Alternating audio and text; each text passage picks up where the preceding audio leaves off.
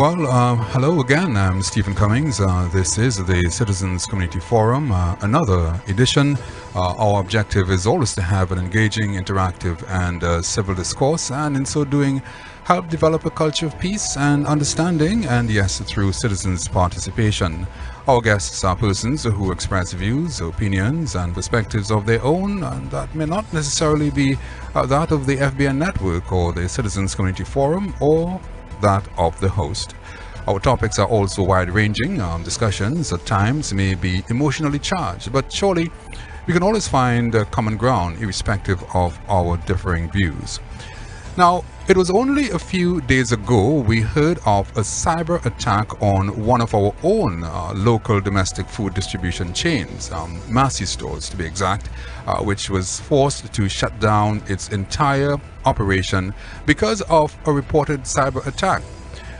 The company took action, suspending all customer-facing systems, and later had to employ third-party experts to help regain operation.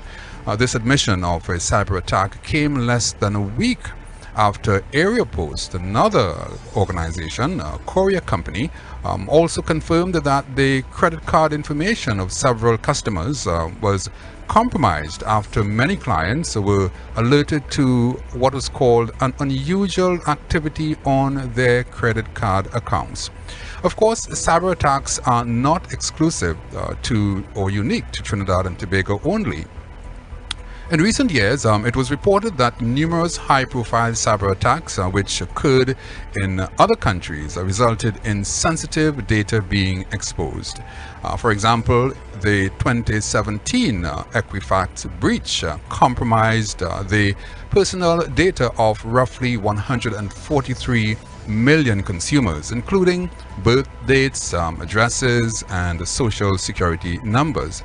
Also, in 2018, Marriott International disclosed that hackers accessed its servers and stole the data of roughly 500 million consumers.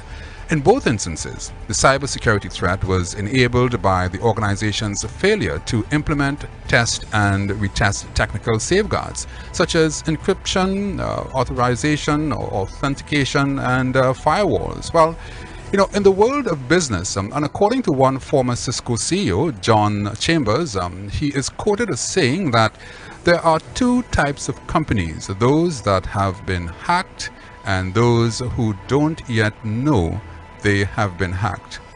A very interesting statement there. At this time on the Citizens Community Forum, we want to take a closer look at this business of cybersecurity, cyber threat, and understanding a little more of what they are. And our topic at this time, cybersecurity in a data-driven world, what you need to know. And on the program, I have with me Mr. Rishi Maharaj, an expert on these kinds of security matters.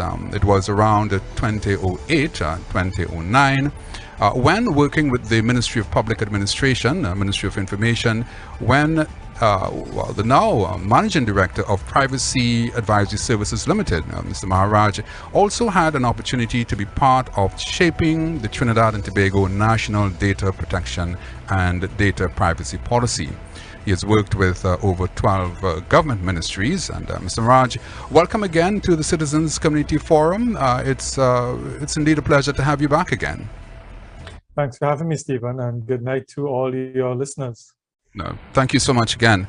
Our topic at this time, Mr. Maharaj, is cybersecurity in a data-driven world, what you need to know. Now, Mr. Maharaj, we want to go through some of the technical terms and expressions, probably jargon, that we hear ever so often, that many of us, including myself, may not fully understand, and their implications, of course, and especially for the layman. I want to go through a number of those, which I've listed, and at the end, we hope to get a better appreciation of this worrying business of cyber threat, cyber security. Firstly, can you help us understand really what is a cyber security threat?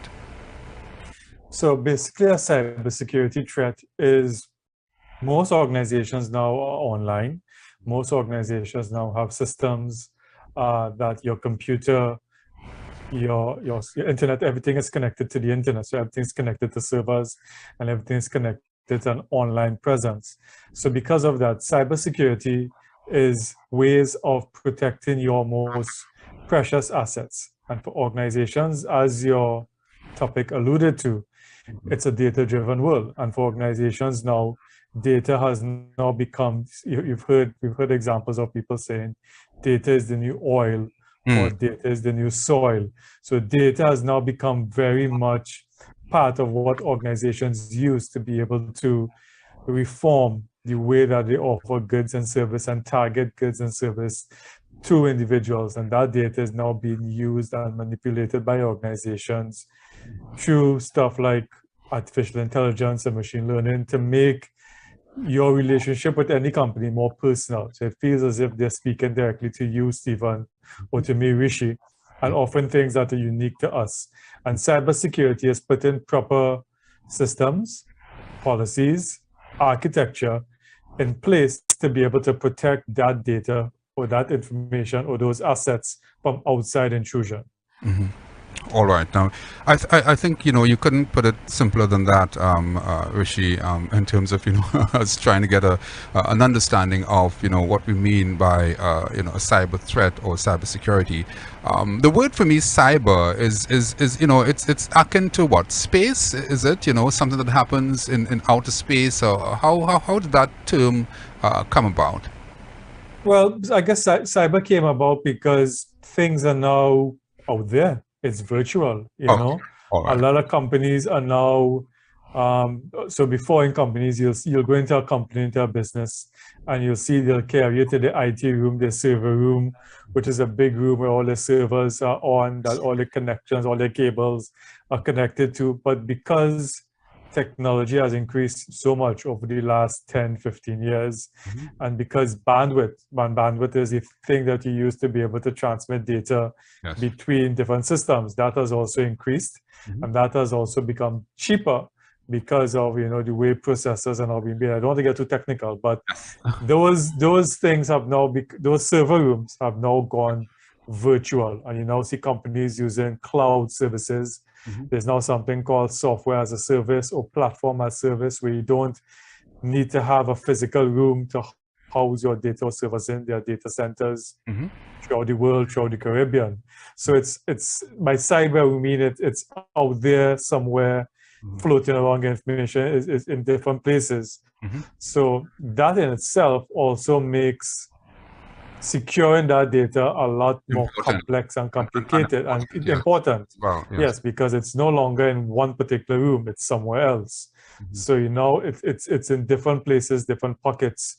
You have people now with COVID and the pandemic. We have people who now work from home.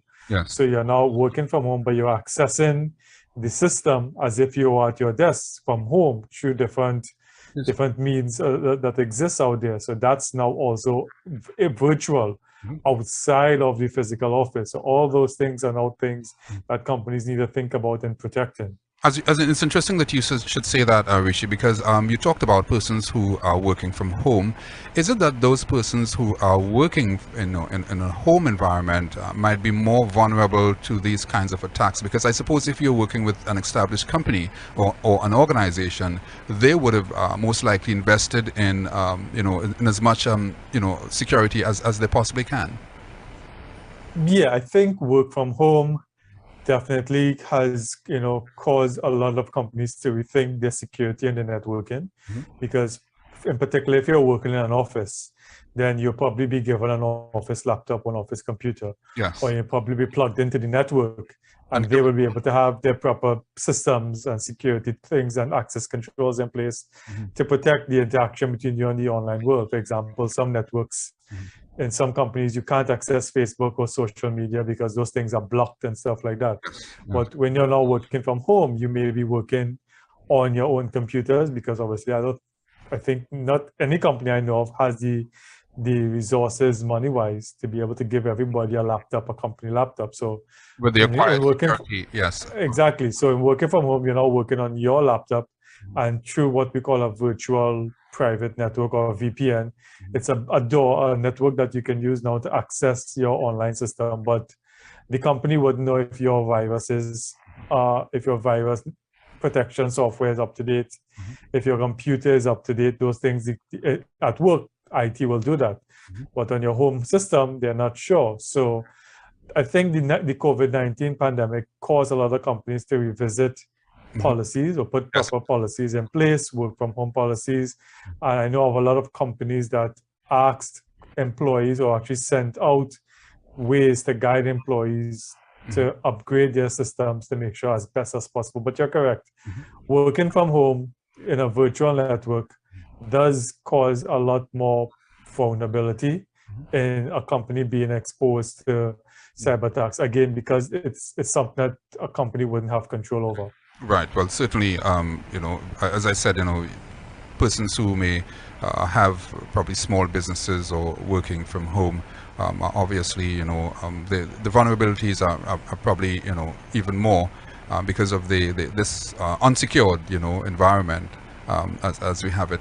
But we just want to remind our listeners that this is the Citizens Community Forum. I'm Stephen Cummings. Our topic at this time, cybersecurity in a data-driven world, what you need to know. I have with me Mr. Rishi Maharaj, a cybersecurity expert, Managing Director of Privacy Advisory Services Limited.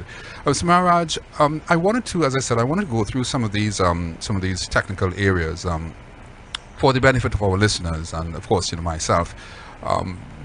When we talk about the different types of cyber security threats, and that the professionals like yourself understand, one of those terms that we hear quite often is that of malware, and I suppose that is one in several security threats. When we talk about malware, help us understand what we mean by malware. So malware is basically a combination of two terms, malicious software. So basically that's what malware is. It's malicious software that is built or designed to get information or to find information within a system. So companies, those who are out there in the business of hacking or trying to get into systems, they try as best as possible in different ways, because obviously there are different techniques that they will employ to get a malicious software installed on your system or somewhere within your system, or to be able to get access to your system to install that malicious software. And then when that malicious software is in there, it has certain codes or a certain programming that will allow it now to be able to go and look for information, or it will also give access to the hacker, certain access to your system without you even knowing they have access to your system, and it will allow them to go through the back door to be able now to go and see and look to prod, what systems you have, what information you have that may be of value to them, or maybe something that they can use. So that's exactly what malware is. It's really malicious software that hackers or people within that industry use to be able to get into computer systems, computer networks, and to find information, to find vulnerabilities or things that are there that they can exploit and use for their own particular purpose. And in terms of malware being activated, I imagine those would come alive when maybe someone clicks on a link or downloads something from a foreign website, using a browser that is not secured. Am I correct in terms of how that? Right. So exactly. So I mean, the question now is techniques. How do you get that malicious software into a system that you want to get into? And there are various techniques. I'm sure you may have heard, and your listeners may have heard of phishing. Right? Yes. That phishing, which is something I was going to come to in a while, but yes, please help us through this one. And it's phishing that's spelled PH, so it's not phishing, but it's the same technique. And it has nothing to do with I suppose going to the riverside and getting. It's something we're talking something that's completely different here now, huh? It's completely different, but it's along the same line, because if you've ever gone to the river or gone to the sea to do fishing, technology, yes, go ahead. Right, you would obviously get a line, and you'd obviously put bait on the line, and you will toss the line out to the sea and dangle it, sometime with live bait or bait that represents something that's live, to be able to trick the fish or whatever you're fishing for to snap onto it. And once they've snapped onto it and they've tugged on the line, then you pull in the line. Mm. Phishing is the same way. Phishing is where they're throwing out a bait, and the bait could be in different ways. They can have emails. So you may see emails that purportedly come from legitimate systems or legitimate companies, such as from your bank, or it may come from your insurance company, or it may come from a company that you think you're doing business with, It resembles, it mimics that company's email address, it mimics the look and feel, and they'll tell you something that, like, you know what, something came up that we're not sure of, and we need to find out, and we need you to verify some information. Can you please click on this link here? And then once you click on that link, that link will take you to a site, and it will install.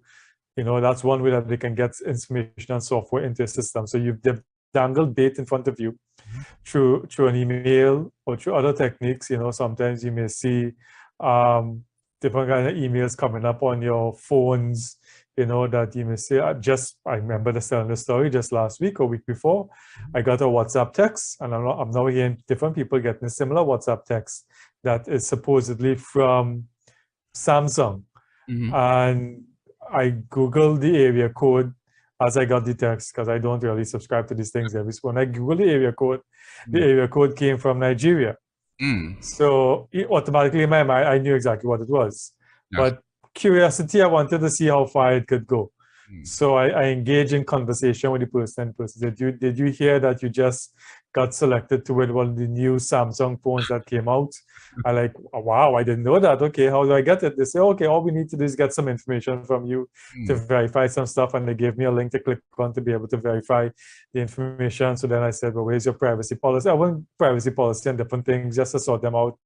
And they went cool. But again, that's a phishing attack in a way, because they've lured something of enticement to you for you to be able to click on something to be able to either give them information, or they will install software in the system. And I'm sure your listeners are familiar with the famous emails of a rich uncle in Nigeria, or the Nigerian prince or aunt, who you automatically got monies, and they need help to clear the monies, and they want your bank account. So, all these are techniques that people use. Rishi, I have to make a confession here. I have gotten quite a few of those emails as well. Someone whose aunt, got into maybe some tragic accident, cancer, dying, and they need money. But the thing is, they ask you for money so that you can get money in return. Yeah. Which again, I suppose, can be certainly, one of those red flags, because if someone is attempting, to do that, obviously, it doesn't add up. It doesn't really add up. But I have gotten, and I suppose a lot of other people as well have gotten these suspicious type of emails talking, about inheritance and wills and monies that are stashed away, and they are unable to access it. And the only way that they're able to do that is by, you helping them, and in so doing, giving them your personal, information. But interesting. Is it that we have, been seeing, Rishi, in more recent times, an increase in cyber attacks, or is it that we have been seeing more of a reporting of this situation? And before you answer that, I wanted to also ask you whether what we are seeing now has anything to do, because I was reading some information on this, has anything to do with the war between Russia and Ukraine. It has been said that that cyber criminals are now looking for other targets, softer targets. But first, the first question. To answer your first question, no, I don't think that this is now new things happening here. You alluded to a quote in your opening remarks from Cisco. I think the CEO of Cisco, in which he said, most companies have been hacked, and then the other percentage don't know that they've been hacked. So these attacks have been happening for a while, but I think now, because of social media and all these other techniques out there, a lot of people are now becoming aware of it, of these things. You mentioned again in your opening remarks about Massey stores. We had the incident with Tatil, I think it was just last year, where Tatil systems went down. So they have been, but to answer the second part of the question, I think that there has been an increase in the amount of attacks that have been happening. I think that is across the board worldwide.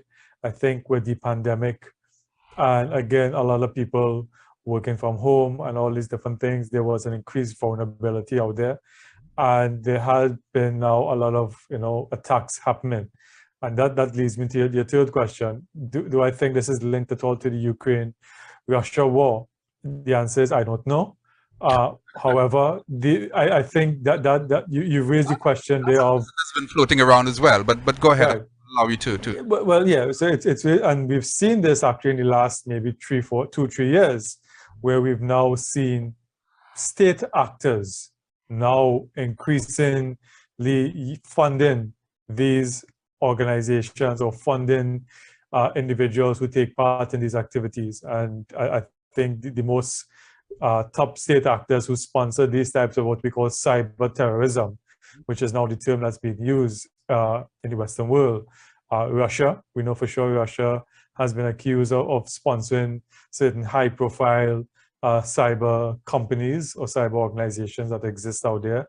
Then we have China, and then we know of North Korea, and I think also Iran at one time was also said to be a sponsor of things. But not to let the lady blame on those, because I think counter to that, they will also say, and I think rightly so, that even the Western countries have been using these, third parties, if you want to use it as that, as proxies to begin to wage this cyber warfare across different borders. So, I think with, like I said, Ukraine, Russia, to say if that is because one of the reasons why, again, I'm not sure, but given that the Caribbean countries have strongly come out in support of Ukraine in the war, I mean, it doesn't mean it isn't happening, but definitely I think a lot of these cyber organizations have now begin to put their targets on this part of the hemisphere in terms of the Caribbean, Latin, and Central America. Again, because possibly they believe they are soft targets because of the vulnerabilities that exist in the systems, that maybe there are vulnerabilities that exist that they can use to be able to get into and to be able to fund, other activities that they want to get into. Right. It also brings me to the question, Rishi, and well, before we go on, we just want to remind our listeners that this is the Citizens Community Forum. I'm Stephen Cummings, and our topic at this time, cybersecurity in a data-driven world, what you need to know. I have with me Mr. Rishi Maharaj, cybersecurity expert, managing director of Privacy Advisory Services Limited. Mr. Maharaj, when we look at the Trinidad and Tobago, and we look at the Caribbean, the wider Caribbean, it is said, and I think there's empirical evidence as well, that we are a few steps behind in terms of the technology. Maybe that's been changing now, over time. But what we see in what we call the developed, countries. In the Caribbean here, we are usually a few steps behind. For example, when the iPhone came out, it was first launched, certainly not in Trinidad and Tobago, in other countries, and we kind of been, trailing, and we have trailed, a lot of different things, including technology. So it means that, I suppose, when you look at it, we in the Caribbean, Trinidad and Tobago and the wider Caribbean, may be even at greater threats to these kinds of cyber matters because of I suppose because of the little that we probably know, and having that disadvantage as opposed to the other developed countries. Would you say that we are more of at the vulnerable stage here within the region when it comes to these kinds of threats? I will answer that question in two ways. First of all, I think yes, we are more vulnerable in terms of these threats, but I think that vulnerability doesn't come because of our lack of understanding of it or technical understanding of it. I have worked over the years with a lot of highly qualified, highly trained, highly knowledgeable people in the areas of information technology, information security, governance, information governance and governance policies.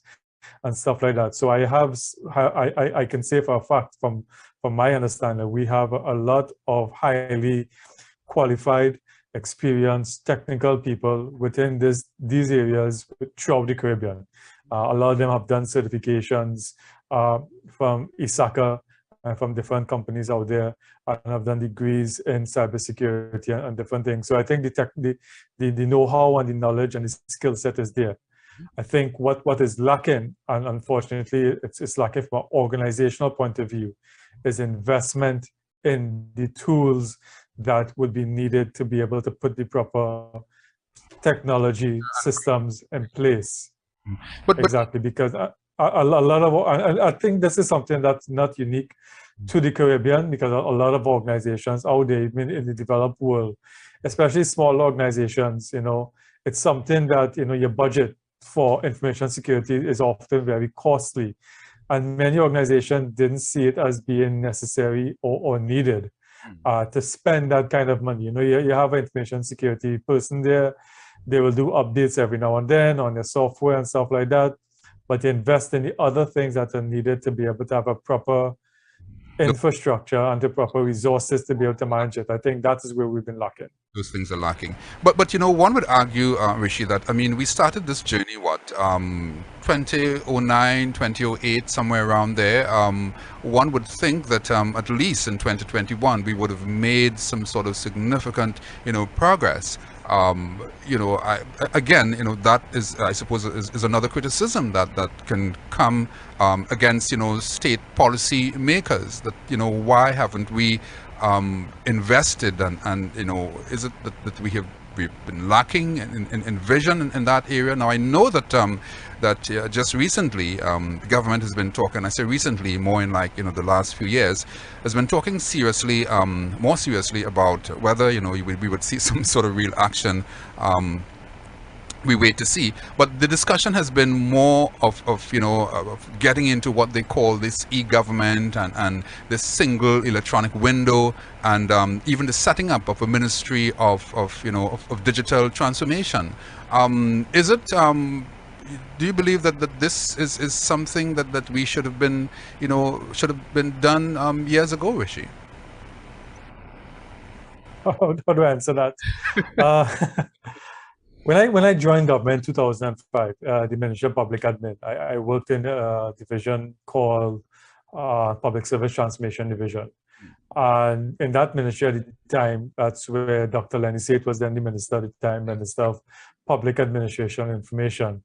There was a drive towards putting proper legislation on the books to be able to create a framework to allow for electronic government, electronic services from a government point of view, and thereby creating an environment for the private sector to then begin to launch to be able to deliver e-services. Because at the time, there was a foresight at that time, I think, to say that this is where the world was going, this is where companies were going and countries were going, and we needed to stay a step of them. So that's when we had the first Fast Forward initiative dating back 2004, 2005, and then Forward that was Fast Forward 2.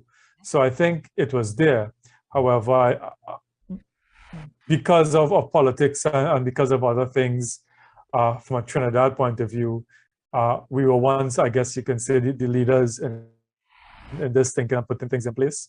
But for reasons, beknown to anyone else, I think we kind of dropped the ball, and it wasn't seen as important, and we never really made the drives in fulfilling the things we needed to do to get this, this foundation in place. So we're still now in 2022 talking about data protection, cybersecurity, electronic transactions and stuff like that, and really envisioning e-government and e-services. I think we've dropped the ball on that, and other countries that were initially behind us in the Caribbean has taken the mantle and has begun to move ahead of us. I could mention Barbados, for example, and Jamaica, and even as far as the Cayman Islands have begun to now move ahead of us in putting together not only legislation, but putting together a framework that will enable them to be able to deliver goods and services to citizens,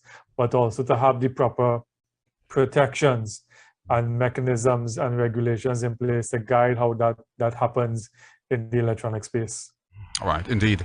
And this is the Citizens Community Forum. I'm Stephen Cummings. We are talking cybersecurity with what you ought to know, what you should know, in this whole business of, cybersecurity, cyber threats. And we have with us on the Citizens Community Forum, Mr. Rishi Maharaj, an expert in these matters.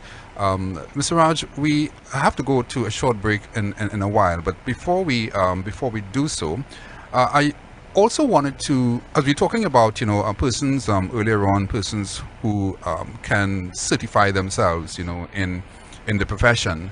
And I suppose, you would have also referenced where we may have a lack of a cadre, maybe a larger cadre of persons who can really sit down and around the table and brainstorm and do the kinds of projections. There is a particular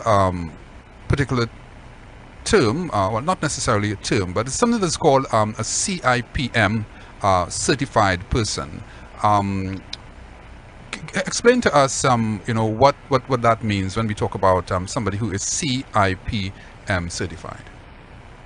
Well, CIPM certification really comes from the information of the Association of Privacy Professionals, the IAPP. And CIPM means you're a certified information privacy manager, which means that you are familiar with the data protection laws that exist in countries that would govern how companies, organizations, government treat with people's personal data from the time it's collected, how it's used, secured, and everything else. So that's a certification that allows someone to say, listen, I understand the legal terms behind data protection. I understand the requirement, because one thing to know the law, it's the next thing to implement it. So a CIPM certification means you understand what organizations need to do to be able to operationalize these types of laws in the organization. And then under the IAPP, I mean, there are several certifications one could get from CIPM to something called CIPT, which is a Certified Information Professional Technologist, okay, which means you are familiar with the technology that is used out there, and you're familiar how to look at the technology from a data protection point of view, which is looking at it from a personal data, sensitive personal data, because normally security or information security is focused on what we call CIA, which is maintaining confidentiality, yes, integrity, and availability of data. But that usually happens after the information has been captured. Right. What a CIPT certification allows you to do is to see technology and see the implementation of technology from a different light. Right. So if a company is going to develop a new software, a new platform, a new app, privacy or data protection principles are part of the conversation from the get-go.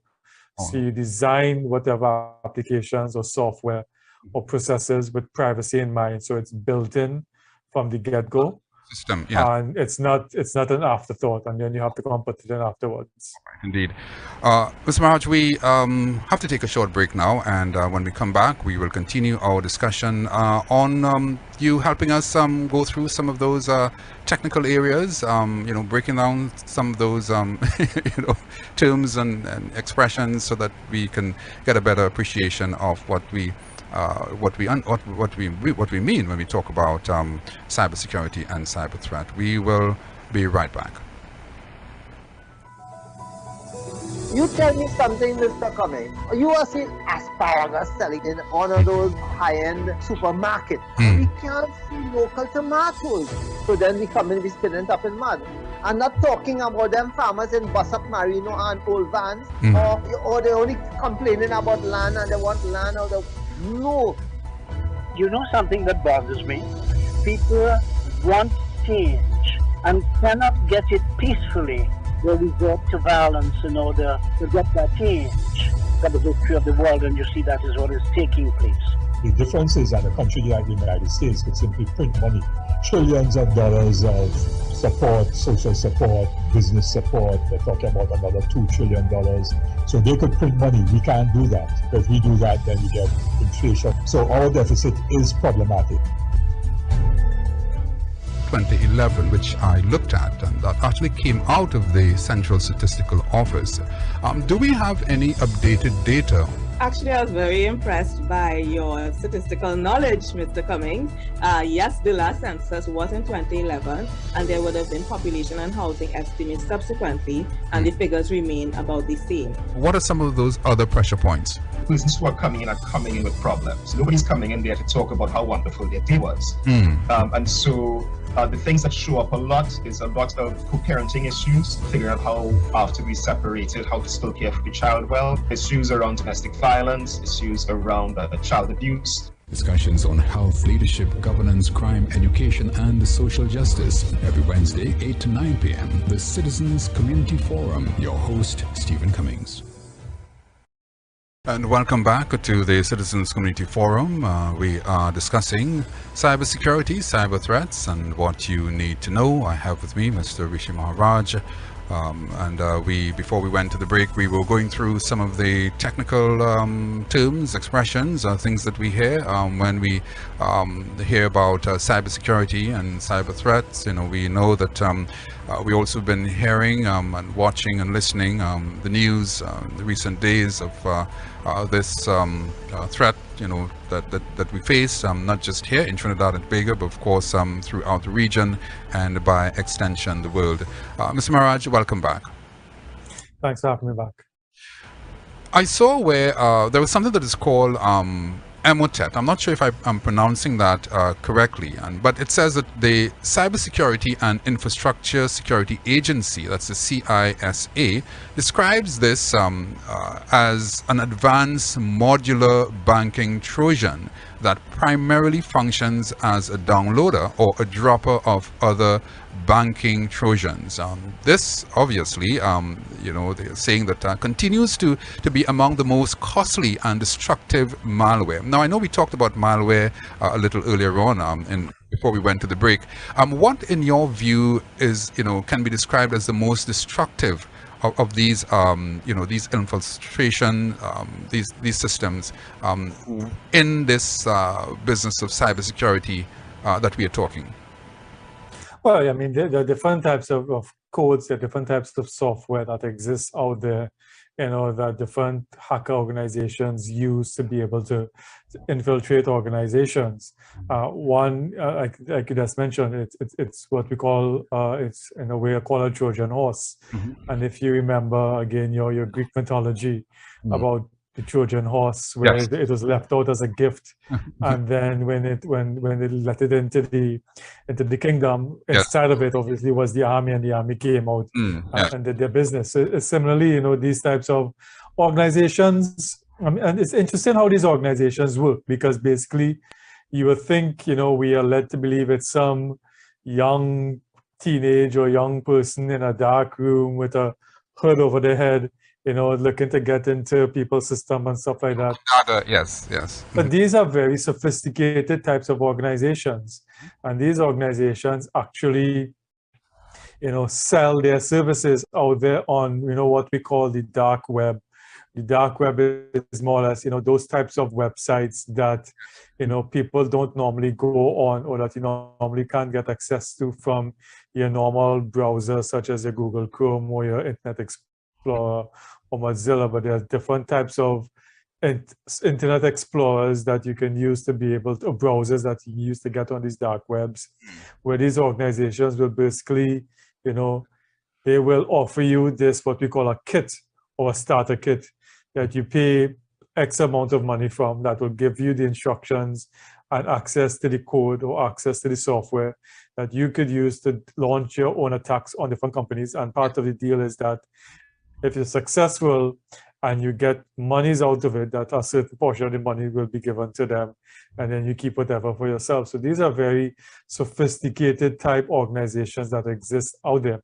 We're talking about terrorism. That's basically what. Yeah, it's exactly. You know, the warfare has now moved from the battlefield, because, and you mentioned again the Ukraine Russian war, where we're seeing, everybody's seeing every morning when they put on the BBC or CNN or reading newspapers, where they're seeing what's happening in different cities in Ukraine.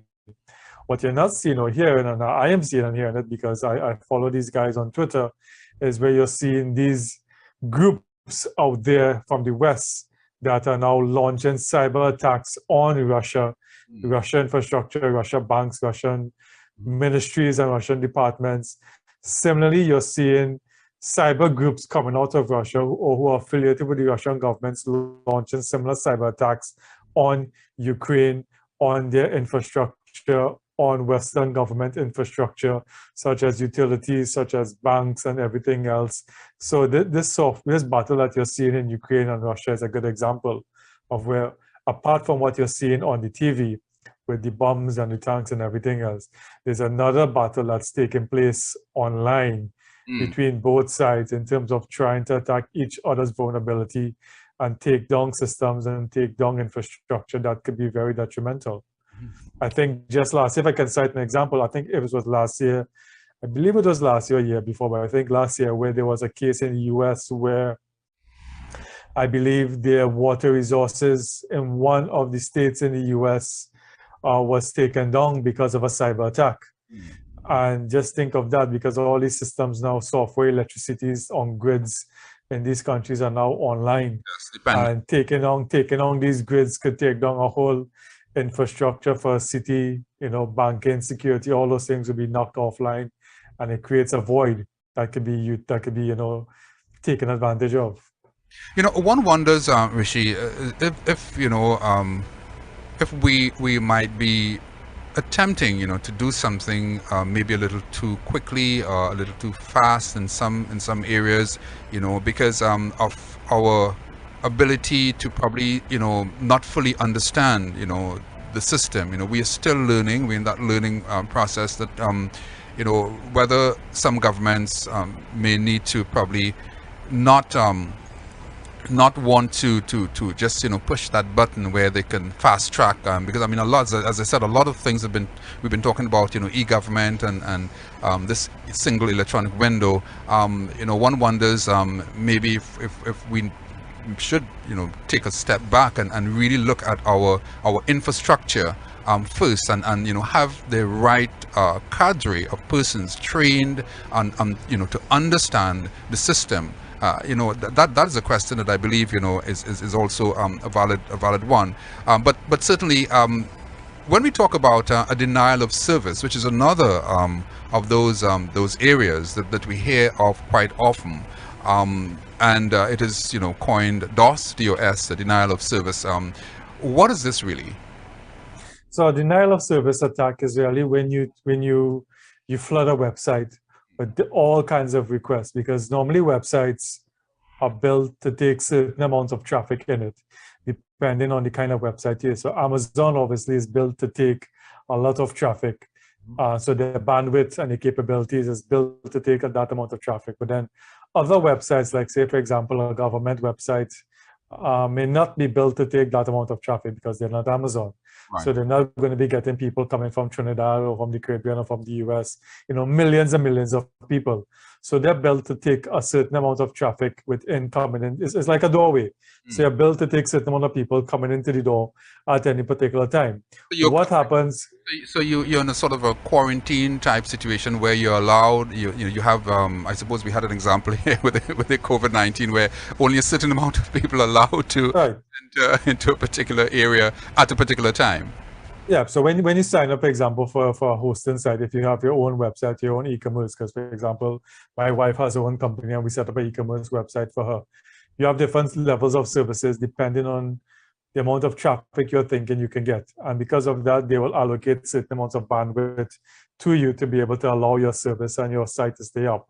A denial of service attack is when you now try to cram 100 or 200 people into a doorway or into an office that it will only take 5 or 6 people. Then it becomes cram. And when it becomes cram, the system or the website shuts down and begins to give you a denial of service. You cannot get in, you cannot come in, you cannot access the site. So that's when you literally, like I said, you try to flood it with so much requests that it cannot withstand it, or it cannot hold it, or it cannot process it. So it basically shuts down the site, it crashes the site because it cannot deal with the amount of requests that's coming into it, For the man in the street, Rishi, to probably use a simple, expression as we trying to to get an understanding of these terms. So what? So you have let's say a 25-seater maxi taxi, and or a 25, and you're trying to what? That's a good example. Think of trying to accommodate Citygate on a evening to come home. Okay. If my days back in Citygate, when you're trying to leave, so everybody's leaving town to go home in the evening. People who are traveling, I used to travel. I traveled many years coming from Citygate to come back home to Sawa. So, and everybody's leaving town at the same time to go. And then you have these maxis that are lined up, but maxis, like you say, could only take 20, 25 people. And sometimes, depending on the weather, for example, when it rains in town, all of a sudden you see these long lines of people waiting to get into 3 or 4 maxis, and the maxis cannot accommodate them. You have a denial of service. You have denial of service. You're trying to get into the door, but they can't take anymore, so they keep bumping you off. That's exactly what, in a way, what it is, And these things are sophisticated, where hackers or these people, these things are planned, where they realize that in order to cause disruption, if the government is launching a site, if a company has a site up and they're trying to cause disruption, for example, Black Friday, which is a big day in the US, and sales, companies on Cyber Monday, which is the important Monday, yes, right? Those things. If you create a denial of service attack, you're going to cause serious economic harm, because that's a lot of monies lost from that organization that they may want to come in, for those sales. So by meticulously looking at the different sites you want to attack, and for different reasons, you launch a denial of service attack, where you launch umpteen, and these are things that are pre-programmed in, and it keeps hitting the website. Eventually, the traffic is so much that it eventually, like I said, shuts down and bumps off the traffic, where you try to log on, or you try to go on, and you just can't get on. Right. So there we are. Another of the issues that we face, not just here in Trinidad and Tobago, but in the wider region, and of course the wider world. This is the Citizens Community Forum. I'm Stephen Cummings. I'm speaking with Mr. Rishi Maharaj, cybersecurity, data protection expert, of course the managing director also of Privacy Advisory Services Limited, someone who has worked with over 12 government ministries in the past, someone who understands the business of what we are talking about. Rishi, I've heard also the term expression "man in the middle." They're referring to this one as an attack that occurs when hackers insert themselves into a two-party transaction. Help us through this one as well. Right. So a man in the middle attack is where exactly that's it. You may be trying to work with your bank or get into your bank or something like that. And what they will do is they may send you information for you to get onto a particular site, and you click on that link, but you think you're dealing with your bank, but you're dealing with them. And then you give them all the access codes and all the information that they want to get. You're thinking you're dealing with the bank, and now they use that information now, because they're now somebody in between you and the legitimate organization, and then they use that to now be able to get into and infiltrate the organization or get into the organization. Right. So again, a man in the middle. It to me sounds like a novel. Some of those publication. This probably can make some very interesting reading, I suppose, form of a novel. Man in the middle, very, very interesting. And then there is this SQL injection. As I said, we sort of trying to go through some of these technical areas so that we can have an appreciation, our listeners and laymen and persons like myself can get a better understanding of what we mean when we talk about cybersecurity, cyber threats, and some of the technical terms that are associated with these. SQL injection. So again, that's you're dealing with code, because most websites and software are built on code. So that's just where you're trying out, and the different languages that exist out there that you use to write code for different programs and different websites or different applications that you're using. So again, this is where you're trying to get in, again, malicious code into the system to be able to disrupt it, because the code for any website is like your DNA. So this is where now you're trying to interfere with the code to disrupt the code and thereby, cause disruption to the website or to the electronic service that exists. All right. Is it that someone has to be an expert at this business, Rishi, to let's say launch an attack or to infiltrate a system whereby it can, in the end, I suppose, cause any kind of destruction? Do you have to be an expert in this area, or is it that, someone can just, innocently maybe click on a link and cause some disruption? Do you have to be an expert in this particular area? Well, so there are two ways to answer that. One, from a hacker point of view, like I said, a lot of these organizations are now sophisticated organizations where they're now selling, these types of systems or softwares around. Which apparently... Yeah, exactly.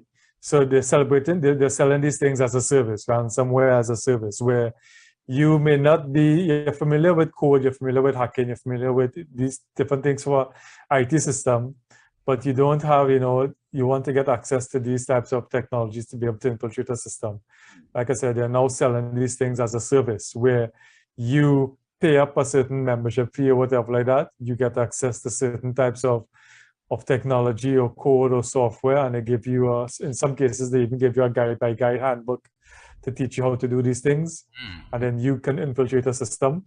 So you don't have, they're the sophisticated, but then they're now you don't need to be now a expert in hacking or code to be able to do these things anymore, because they will now work with you and train you up to a level for you to be able to do these things. And then secondly, any information security person will tell you that your weakest link, you can have the best system, the best software, the best technology, but the weakest link in any system is the human link, which is the human chain, which is your employees or somebody like that, because they're the ones who could innocently get an email on their website or get an email that says,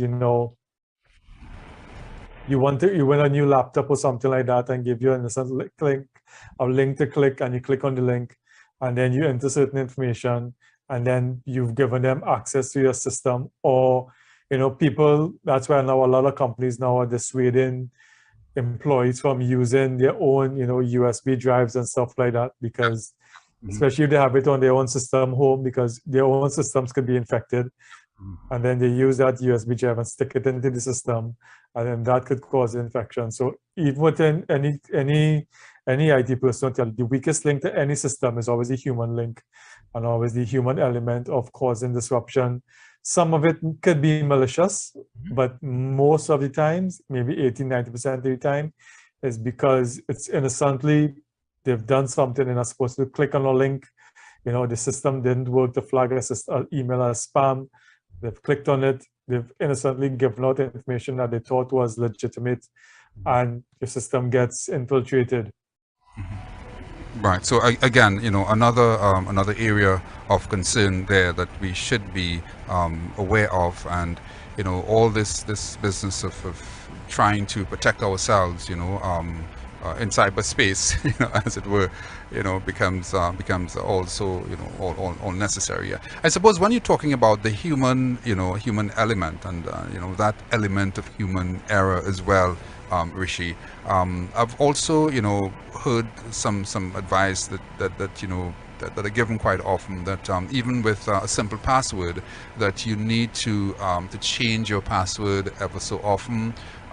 Also to also ensure that you have the right kinds of antivirus software on your system. These obviously are some of the ABCs, some of the basics that you can start with.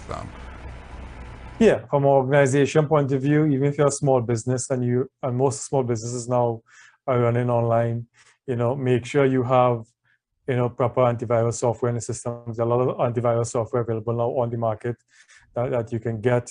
Even if you have your own home system, again, antivirus software is something that you should invest in. Make sure that you regularly update. Microsoft updates. Sometimes it updates at the most not opportune times, but at least making sure that your system, not only your laptop, your computer, but your phone, because we haven't spoken about a lot of people utilize their phone, and you have apps and all these things. Make sure that they're regularly updated as much as possible.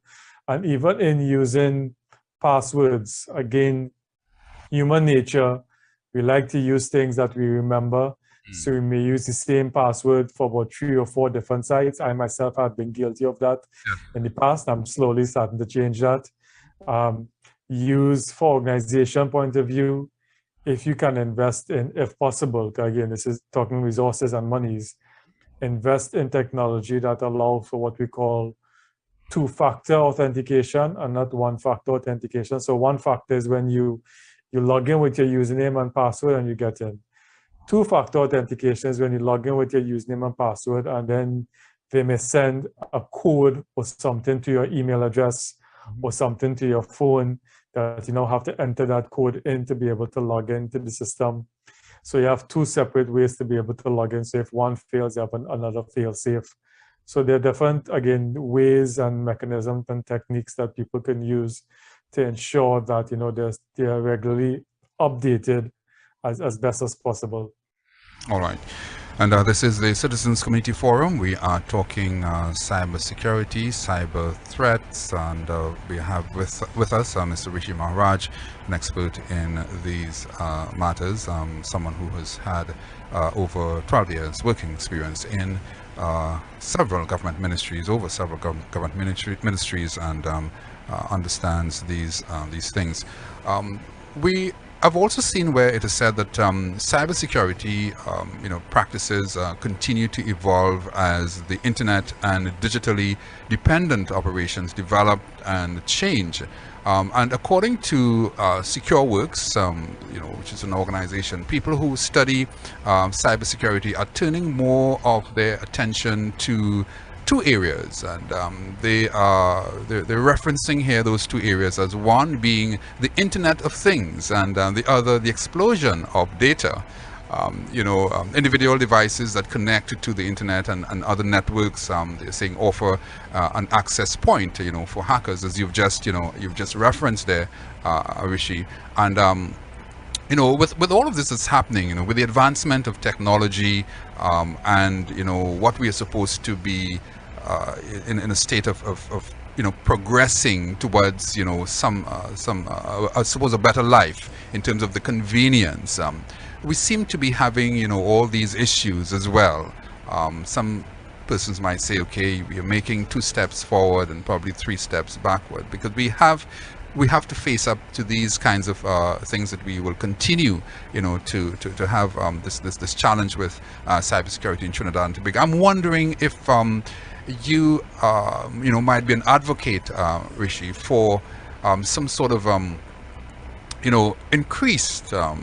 My eyes are always on I kind of look very, very closely at these budgetary allocations every year, where where some of these monies are going, and in what specific areas. We know that national security is a big area that gets quite a chunk.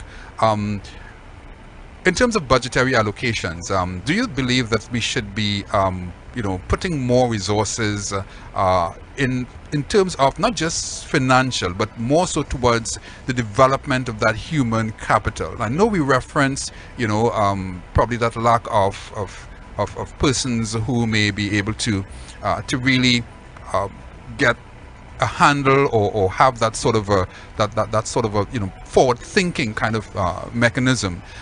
Would you like to see more investment in the human capital going forward? We have a few experts here in Trinidad and Tobago. We have them at the University of the West Indies, people like yourselves. We have them in the region.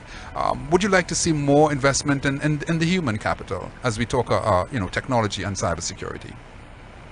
I would answer a different way. I think from a subject matter expert area, I think there is ample people or ample certification and people existing within the country to be able to provide all the guidance and advice.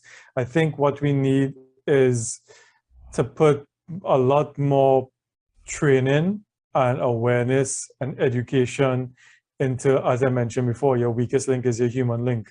And that may not be your information security people, but people normally on day-to-day who are dealing and working on systems, working on their computers and stuff like that. I think we need to really spend maybe a little bit more time and effort in that resource, in educating people about the dangers.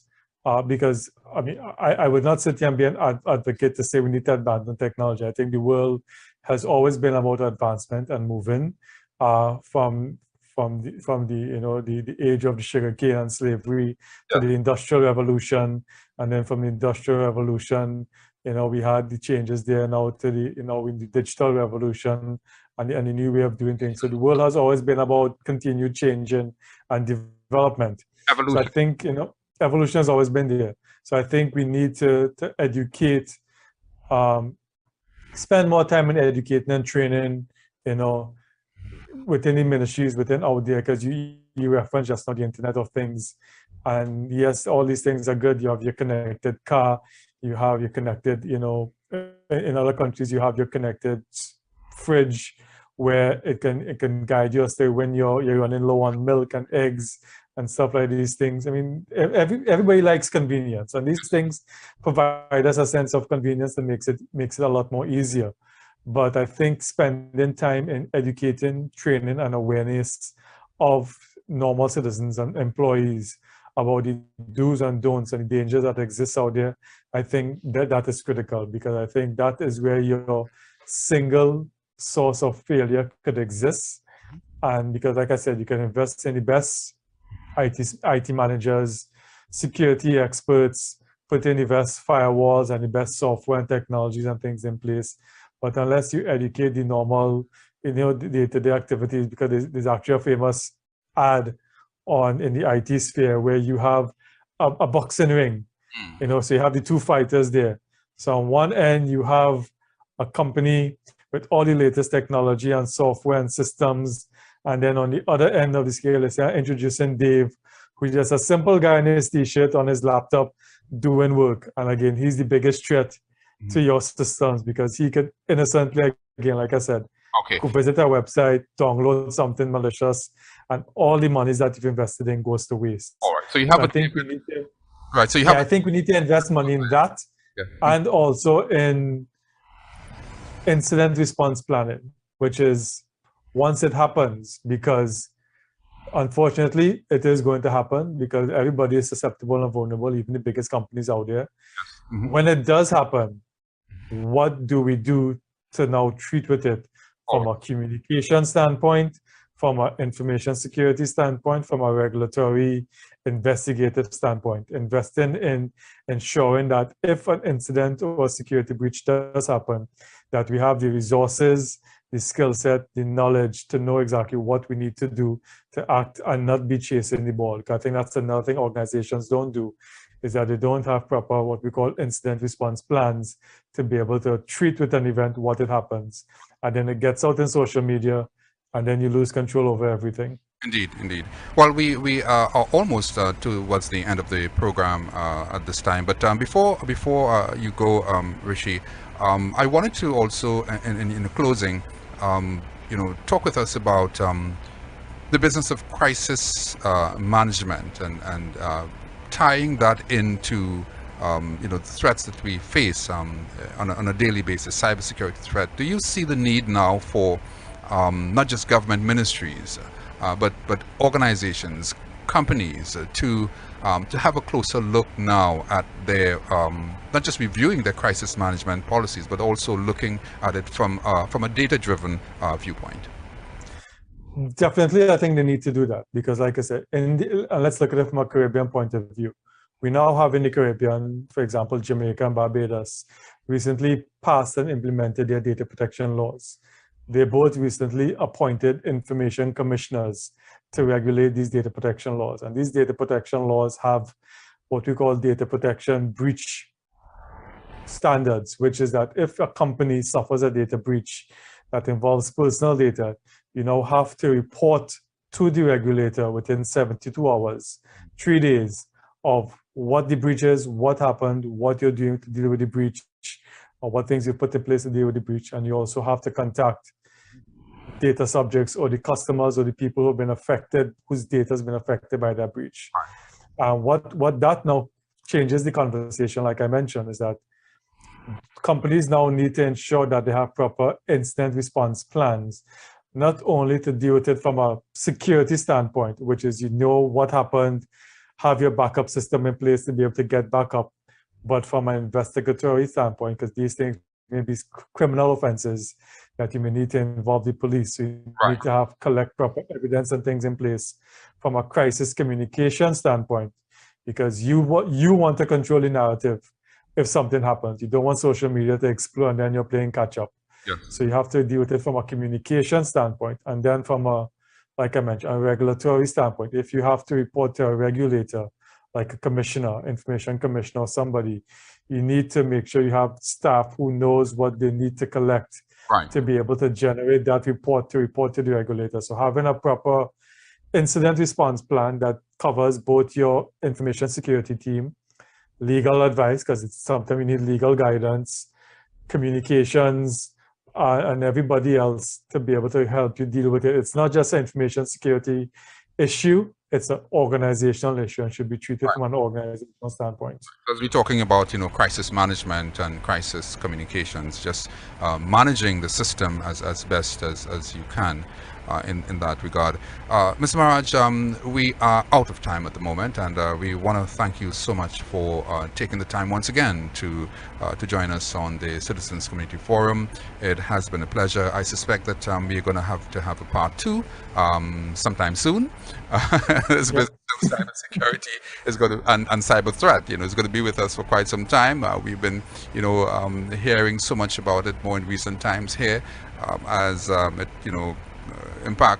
impacts on our own, domestic, domestic situation here.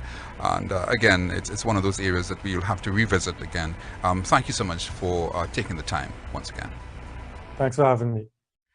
Mr. Rishi Maharaj there, the Managing Director of Privacy Services Limited, talking with us on the topic cybersecurity in a data-driven world, what you need to know. I'm Stephen Cummings, and this has been the Citizens Community Forum. See you next Wednesday.